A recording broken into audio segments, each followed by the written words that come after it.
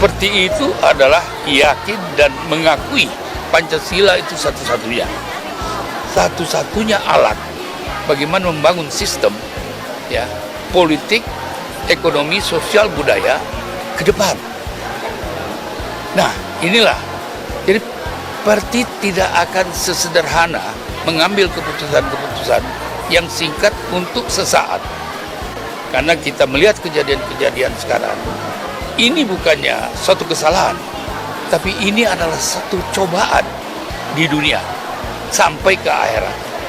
Nah, itulah PRT. Insya Allah nanti kita dengan kepengurusan baru, dengan kepemimpinan yang telah dipimpin sekarang ini, yang sudah begitu dengan tulus dan ikhlas, akan membangun, akan menjadikan bangsa ini bangsa yang adil, makmur, dan bermartabat.